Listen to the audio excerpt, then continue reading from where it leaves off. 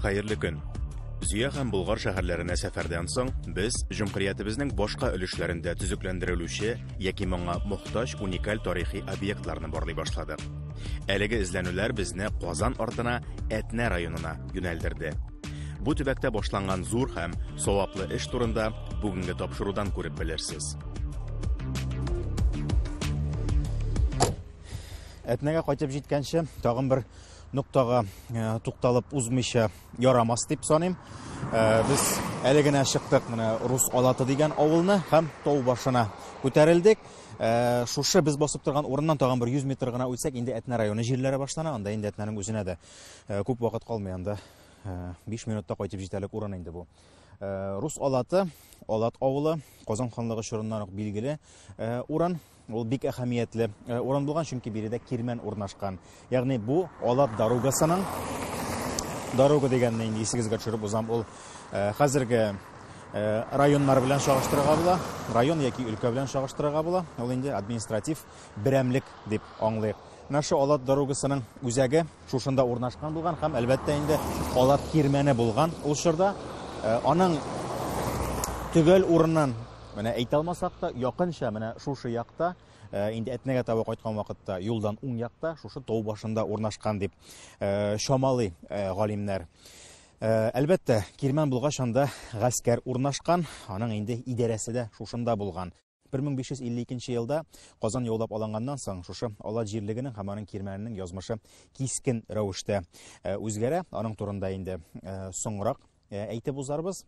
Әлегә бу урында сезгә шунысын алдан ук әйтеп куясым килә. Әтнә районында да башкачарак сөйләшүче кешеләр бар. Менә мин үзем Әтнә ягы егете. Мин инде Казан арты сөйләме белән чәчәк, чәй дип сөйләшәм инде теге. Ши дигәндәге ш хәрефе аша, йомшак ш белән дип әйтәм инде. Ләкин безнең бүген кайсы бер әңгәмәдәшләребезнең телендә сез бераз гына катылык сизәргә мөмкинсез. Мәсәлән, чәчәк дип әйтергә мөмкин, алар каты ш белән. Алар менә шушы кирмәнгә килеп, шушы кирмәндә торган нугайлардан киткән кешеләр, алар шул нәселләрнең дәвамчылары булып торалар. Менә шушы тау сырты буенча утырган берничә авыл ул, әйтик, мәсәлән, Бәрәскә кебек авыллар, без менә хәзер шунда таба юнәләбез. Ул авылларда дөресрәк инде аеруча шул авылларның телләрендә менә бу ч хәрефе, ул катылык һәм нугай каны бүгенге көндә дә сизелеп тора.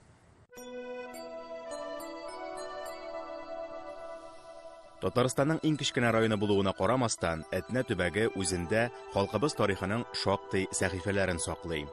Иң беренче чиратта ханнар зиратын, изгеләр зиратын, изге чишмәне үзенә сыйдырган Кала тауны әйтеп узабыз. 4-7 гасырларда ук оешкан әлеге шәһәрлек Алтын Урда, Казан ханлыгы чорларында да әһәмиятле форпост булып тора. Бүгенге көндә каберлекләре генә сакланса да, халык Кала тауны ташламый, онытмый, дугасыннан калдырмый. Биредә ел сайын җыен оештырылып, Коръән укыла. Казан ханлыгы Болгар чорыннан ук билгеле Әтнә ягы авыллары халкыбызга бихисап галимнәр, язучылар, хәрбиләр, композиторлар биргән саф татар төбәген хасил итәләр. Шундый тарихи авылларның берсе булган Бәрәскәгә тукталыйк. Әлбәттә, Казан ханлыгы чорыннан ук иң әһәмиятле үзәкләрнең һәм әһәмиятле юнәлешләрнең берсе булган Алат ягын, Алат кирмәнен берничек тә буш тотарга ярамый. Казан ханлыгы алынуга бу үзәккә дә инде үз кешеләрен утырту кирәк була Иван Васильевичка. Шуңа күрә Казан алынып нибары 6 ел вакыт үтүгә, 1558 елда, менә хәзер атала инде Рус Алаты дип ул авыл, анда русларны китереп утырталар. Шул вакыттан инде бу якны да ничектер бераз контрольдә тоту вакыты башлана. Бу инде Орча җирләрендә, бу якларда барган баш күтәрүләр тулысы белән бастырылганнан соң булган вакыйгалар дип аңлыйк. Бәрәскә авылы, мәсәлән, шушыңга бәйле рәвештә инде 58 елда килеп утыра руслар. Алат авылына менә шул ук 56-57 елларда Бәрәскә дигән авылның да документларга русчаладып Верески дип кирип калган вакыты бар. Ягъни без монда тулысы белән администрация, яңа администрация тамыр җәйгән һәм урнашкан, ныгыган вакыт дип шамалый алабыз. Булай Казан ханлыгы чорыннан карыйбыз икән, анда инде Бәрәскә дигән авыл бар, һәм аның барлыкка килү вакыты 1539 ел дип исәпләнә.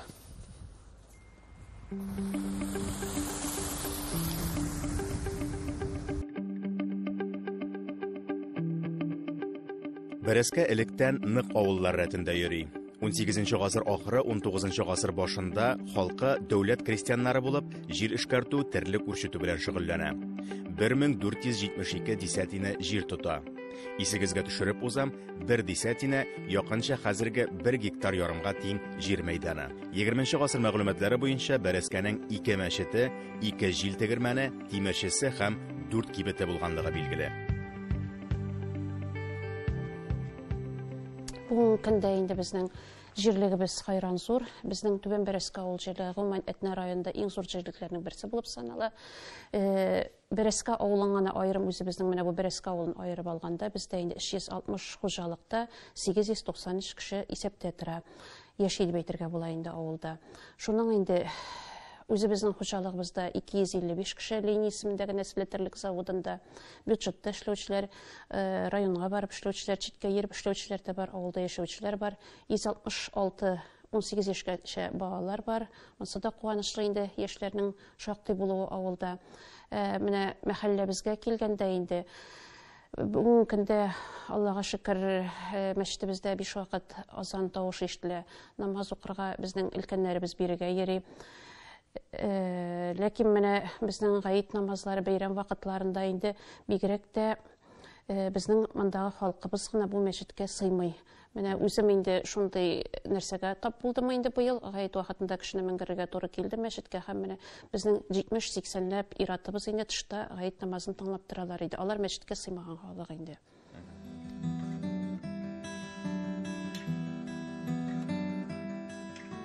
Гаит намазларында авыл мәчетенә халык сыймау, күз алдында Бәрәскәнең борынгы мәчете бинасы җимерелеп барганда, тагын да йөрәк әрнеткеч күренешкә әверелә. Әлеге кадрларны без 2015 елда төшереп алган идек. Бу вакытта мәчет бинасы инде 3 ел буш тора, аңа реставрация эшләре башлау һаман тоткарлана. Бинага экспертиза ясау, документ туплау өчен генә дә зур чыгымнар, саллы ярдәм кирәк. Әби патшаның шәхси рөхсәте белән 1769 елда Казандагы атаклы Мәрҗани мәчетеннән 2 ел алда Казан ханлыгы яулап алынганнан соң төзелгән беренче таш мәчетебез менә шундый хәлгә килеп җиткән иде. Бүгенге көндә реставрация проекты әзер, мәчетне төзекләндерү өчен хәйрия фонды булдырылган һәм беренче иганәчеләр ярдәме белән бинаны ныгыту эшләре башланып та киткән инде.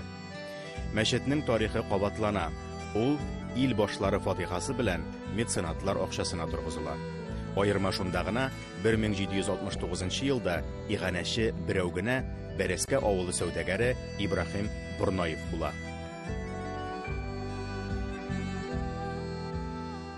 Ибрахим Борнаевның үзенә килсәк, инде шушындый мәчет төзетерлек акчасы булгач, ярый сук танылган сәүдәгәр булгандыр дип чамалыйбыз инде. Иң ире мәшһүр сәүдәгәрләрнең берсе була инде Татарстан җирендә. Ул бик күп яхшылыклар, изгелекләр кылып калдырган. Аның 7 баласы булган, 5 егет һәм 2 кыз бала. Менә аның уллары да үзе шикелле үк шундый игелекле, яхшылык кыла торган кешеләр булган. Алар хаҗда булган, менә бер Сөләйман дигән исемле улының аның хаҗда булганлыгы да билгеле. Менә бу Ибрахим Борнаевның шушы мәчеттән кала тагын берәр төзеткән биналары турында мәгълүмат юкмы? Тагын бүтән җирләргә дә күчмәде микән? Андый мәгълүмат юк. Аның кирпич заводы булган инде, менә кирпич заводыннан да бит инде ул шуның кадәр мәйтәм, кешенең дә туплый алган, оештыру сәләте дә бик көчле булган, игелекләр кылугына түгел, шундый сәләте дә булган инде. Кешеләрне берәм-берәм конвейер тибында бастырып, кирпичне суктыра барганнар, менә шушы урынга иеп, мәчет була торган, шундый тигезле, үрле урын бит инде ул безнең, менә шунда ташытканнар алар шайтып эшләткән. Тире эшкәртү ние булган, аның үзенең фабрикасы булган. Бик күп яхшылыклар кылып калдырган кеше булган инде. Ибрахим Борнаевның иң дәрәҗәле татар сәүдәгәрләре белән бергә Әби патшадан Казанда 1, Бәрәскәдә 1 таш мәчет төзетергә рөхсәт алуы ук аның нинди зур шәхес булуын күрсәтә.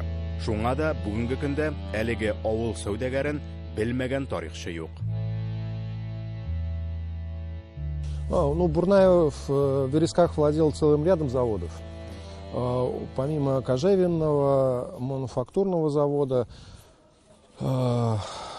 Бурнаева еще и пушниной потом стали заниматься, такой многофункциональный. По оборотным средствам, не знаю, сложно сказать. Тут, видимо, во-первых, известняк где-то был поблизости. Вот. И Юсупову, конечно, не уступали ничуть оборотами. Вот. Но та мечеть, она немножко поскромнее. Это все-таки мечеть, они обе построены в стиле барокко. И, к сожалению, пока неизвестен автор ни то, ни другой. То есть здесь предполагают, что Кавторев принимал участие. Кто строил там, но тоже относительно петербургское барокко называют. Отделение. И она была построена на 2 года пораньше. Официально открыт. К сожалению, документов мало подлинно сохранилось. Архив сгорел в начале 19 века. Был очень большой пожар. И какие-то общие данные только нам известны по поводу той мечети, тем более. Вот. Но то, что она сохранилась, это очень большое благо. И она, в общем-то, является самой старой мечетью каменной, да и вообще просто самой старой мечетью в Татарстане. Бурнаевны үз авылына мәчет төзеткәндә башкаларга борылып та карамаган дип уйламагыз. Ул мәгърифәт дип янып яши. Мәсәлән, 1774 елда әле яңа гына төзелеп беткән беренче җәмигъ мәчетенә хәзерге Мәрҗани мәчете борынгы кулдан язылган Коръән бүләк итә ул. Шул Коръәнне кадерләп саклаган Шихабетдин Мәрҗани Ибраһим Бурнаевны сәләтле, бай, ярдәмчел кеше буларак искә ала. Һәм аның үз акчасына күп мәчет мәдрәсәләр төзеткәнлеген дә язып калдыра. Шихабетдин Мәрҗанинең якынрак бабасы Сыбхан Габделкәрим углы да Бәрәскә мәдрәсәсен, Бәрәскә авылында имам хатип һәм мөдәррис вазифасын башкара. Шушы бинада булып чыга. Аның каршысында мәдрәсә дә булган дип, бәлки аның бер бүлмәсендә шул заманда булгандыр инде мәдрәсәсе. Менә шул мәдрәсәдә инде бик күп кенә укымышлы дин галимнәре чыккан. Менә Шихабетдин Мәрҗанинең атасы Баһаутдинның да Бәрәскә мәдрәсәсендә белем алганлыгы билгеле. Шуннан Нигъмәтулла Мөнасип Бубыйлар династиясыннан булган. Ул да шулай ук Бәрәскәдә 1788 елда туган. Соңрак Бәрәскә мәдрәсәсендә белем алган һәм Ишбубыйда үзенең вазифасын мәдрәсәдә инде мөдәррис буларак дәвам иткән. Шуннан танылган мәгърифәтче, этнограф, тарихчы, Санкт-Петербург университеты укытучысы, педагог Хусейн Фәйсханов та Бәрәскә мәдрәсәсендә белем алган, Бәрәскә мәдрәсәсендә укыткан Габдрәхим бине Бикчәнтәйдә белем алган. Нинди данлыклы, укымышлы кешеләрне биргән икән безнең мәдрәсәбез ул заманда ук инде.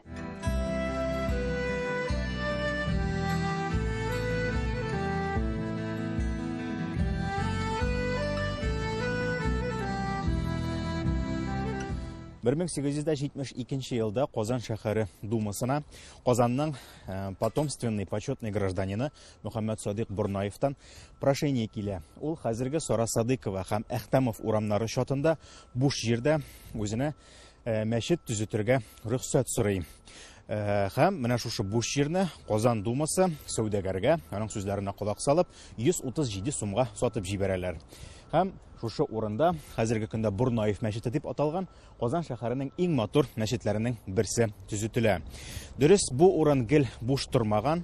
Анда инде 1799 елда ук төзелгән агач мәчет урнашкан булган. Ләкин 1869 елда, инде 70 елдан соң, әлеге мәчет янып беткән һәм Бурнаев инде төзергә икән төзергә дип таш мәчет төзергә карар кыла. Һәм бу шәһәрнең бу өлешендә 3нче мәхәллә урнашу сәбәпле мәчетнең беренче исеме ул 3нче мәхәллә мәчете була. Хәзер инде Бурнаев мәчете дип беләбез.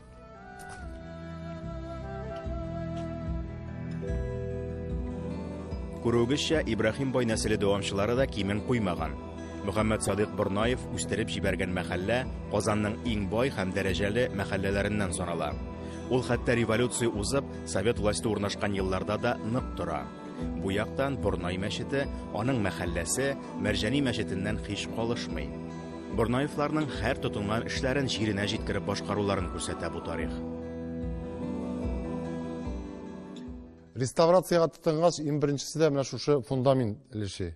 Біз проект бойынша ана башлаған ек фундаменттен. Шунан соң теге усилениені ішлей башлағаннан соң екіншірек қазып қарайбыз. Например, теге башында бір уровендағы фундамент дейме. Бұл башында бүтінлей фундамент жоқ. Мұнысын фундаменті салынған только нетілген присланған шундай тромбонный известковый раствор істеген қыры фундамент отыра. Бұл электен солған вақытта. Электен солай салынған, шуны білен тұрған, мына бұл где-то бұл башында ине шыға. Бұл башында қазып біз аны нәрселей баталайынды. Қазып фундаментін чіп қарады. Бір штик кірек аласын, уже фундаментін біте. Тегінде стена башына уже, жоқ фундамент.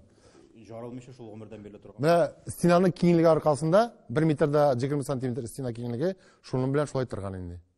Tegen ini уровеньні почти шығару үшін теге башын көтергенler, и то бутовый таш білен түгел, только кирпич білен генә көтерілген. Шулай тұрған. Анысы где-то 1 метрда 30 сантиметр анда шул не білен ауышлық білен не білен шул тері шығайын. Шунан арқасында әзгіне біратына біздің задержка болды не білен проекттарын өзгертерге тұру келдейінде фундаментін. Мына проект өзгеріп қайтты. Қазір алар мына іші башыларын жаңға не білен проекттарын.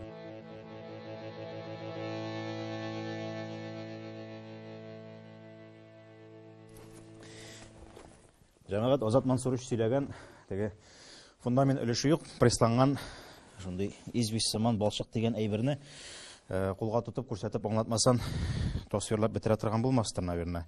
Мына шушындай әйбір енді ол. Бұл мәшет отырған жердегі балшық түгел, бұл қояндыр кетертілген деген фораз бар. Қам шушында мына пресслап тұтырғанлар. Ол таш шекілі болып тұра, бұлай ол өзі мына әзірек күш қойсан, шойтып оғалап кете тұрған, дүрістен де мұны түйіп ішләгәннәр инде. Бұл мында шығарылған.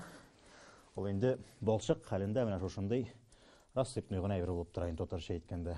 Шуша инде фундаментка реставрация башлаган вакытта казып караганнар. Менә мәчетнең бер өлешендә тулысы белән кирпич менә шушындай балшык өстенә генә утыртылган. Шуңа да карамастан бер стенасы берничә мише 250 ел буе шушының хәтле зур һәм авыр конструкция бина. Инде стенасы киң дигәч тә әле ул бит киңлегенә карата аның бит әле авырлыгы да орта дигән сүз. Ләкин шушы балшык өстендә утырган, төзи белгәннәр, ва инде материал экономияләп кенә эшләнгән әйбер түгел, белеп эшләнгән әйбер. Бәрәскә мәчетен төзекләндерү төгәл проект буенча катгый күзәтү астында алып барыла. Бу эшне бары тик белгечләргә генә ышанып тапшырырга мөмкин. Чөнки авыл халкы кулыннан килгән кадәрен, рөхсәт ителгән кадәрен эшләгән, мәчет өчен өмә ясап, чистартып чыгарган инде. Хәзер көн кадагындагы мәсьәлә аның тарихи кыяфәтен кайтару. Аның менә 2014 елда бит инде Мәдәни мирас программасы негезендә аның проект смета документациясы эшләнде. Һәм менә шул проект смета документациясында менә шундый булачак дигән фотография дип әйтимме инде, шундый проект барлыкка килде инде безнең. Әлбәттә, аның түшәмәдә шул вакытта җәгем бәзәп эшләргә хыялланабыз. Инде без шулай булыр да, ул проектта шулай дип каралган да инде, манараларында Калай түгә булса да, эчендә аның җәгем бәзле булачак инде.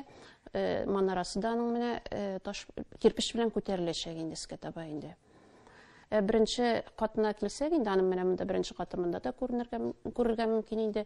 Элек инде ул вакытта дип әйтәсем килә, амбар, шундый склад бәлки кибеттә булгандыр, менә шулар тырылган дип әйтергә була, чөнки аның менә түшәмнәреннән карап һәм анда эленеп торган элмәкләренә карап, менә шундый нәтиҗәгә килергә мөмкин.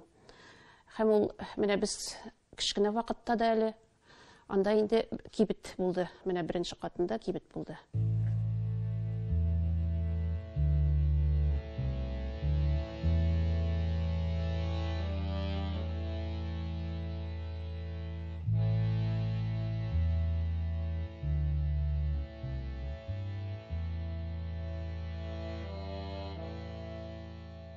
Мында 2 зал була инде, 3 зал була инде. Менә беренче зал монысы дәү зал. Шуннан соң менә монда була перегородка. Менә элек булган перегородка нәкъ менә монда стена кырыенда. И перегородка була берсе, менә монда була перегородка. Стена. Монысы 1 зал, монысы 2 зал, 3 заллы мәчет була торган була берсе. Менә бу өске өлешләре пайдан бүленә торган була инде. Яқмасы. Почти терезесинен була инде менә. Әнә әзгә чып җитмәгән ал терезесенә. Менә сүтәсез инде. Süt ansı sütle, bu tuşanlar sütle, tübeler sütle de, bu eyversiz sütle, bu canğa salgına kirpişler, bunda restorasyonda kirpişler iyi tıran bulaydı bu. Чагыштырып карасак, менә хәзер үй сала торган кирпич белән реставрационный кирпичнең бәясе күпмегә аерыла? Почти 5 тапкыр артыграк. Шул кирпич. Аны каян кайта торган буласыз? Шул Саратовтан үзе безнең или самовывозом, или транспорт заказ айтып, логистикадан инде итеп алабыз инде. Например, логистика белән эшләсәк, bir кирпич где-то bir среднем алса 50 сум дип инде, плюс шуңа еще 8 сум 20 тиен перевозка, 58 сум 20 тиеннәргә чейин bir кирпич. Реставрация. Күпме кирпич кирәк инде моңа хәзер шул үстәяфәтенә китерү өчен? Проект буенча, смета буенча исәпләп караганда, безнең белән расчетлар буенча 100 меңнән артык кирпич кирәк моңа.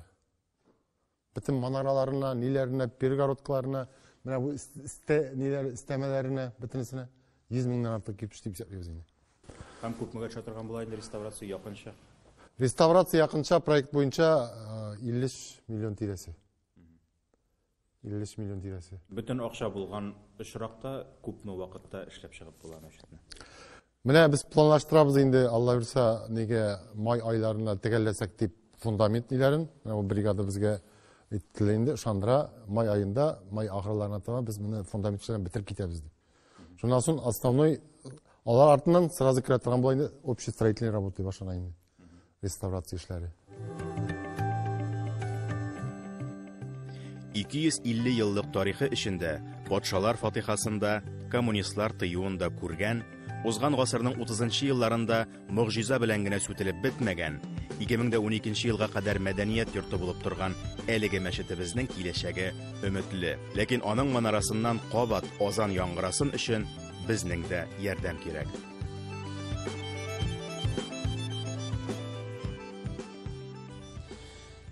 Әлбәттә без дәүләт тиеш, хөкүмәт карасын, министерство акча бирсен дип сөйләшергә булдырабыз. Ләкин мәдәни мирасыбызга һәм тарихи һәйкәлләрне саклау темасына килгән очракта буларга инде Татарстанда булган күп санлы тарихи һәйкәлләрне саклауга хөкүмәтнең акчасы да, вакыты да җитмәячәк. Монысы көн кебек ачык.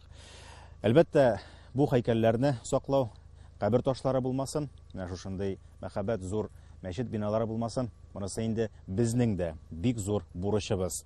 Без бу бурычны аңлап бетерәбезме, юкмы икәнлеге, монысы әлбәттә инде икенче мәсьәлә. Ләкин Бәрәскә мәчетенең бәхете бар бүгенге көндә. Инде Бәрәскә халкы, аның җитәкчелеге, район җитәкчелеге, ил җитәкчелеге шушы теманы күтәреп, үзара акыллашып, аның шушы мәчетнең язмышы уңай якка таба хәл ителергә бара. Аллага шөкер.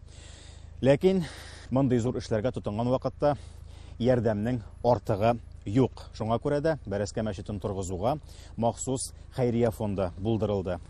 Мондый һәйкәлләрне саклау безнең дә бурычыбыз дип әйтү ул юкка түгел. Акча беләнме ул? Килеп хезмәт беләнме ул? Бер дә булмаганда инде акчанда булмаса кулыннан да эш килмәсә, безнең кебек мәгълүматны тарату халыкка шушы эш башланганлыгын белгертү белән булса да, барыбер дә әлеге зур эшкә һәм тарихи эшкә без катнашырга тиеш дип уйлыйм. Чөнки заманалар үзгәрәчәк, сез күз алдыгызга гына китереп карагыз.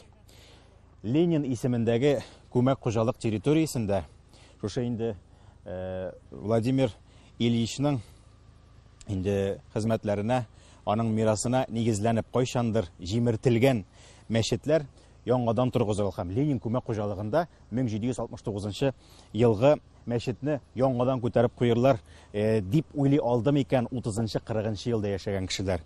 Заманалар үзгәрәчәк, ләкин безнең тарихыбыз менә шушындый матур һәйкәлләре белән барыбер дә сакланып калачак.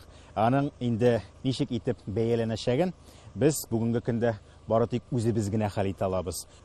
Чөнки Бәрәскә кебек чын татар авылларыбызда, чын татар районнарыбызда менә шушы мәчет кебек тарихи объектларыбыз сакланып кына түгел, төзекләндерелеп, матур итеп, сокландырырлык булып яшәп килсә һәм үзенә халыкны җәлеп итеп торса, безнең халкыбыз әле ким дигәндә 2000 елны яшәячәк.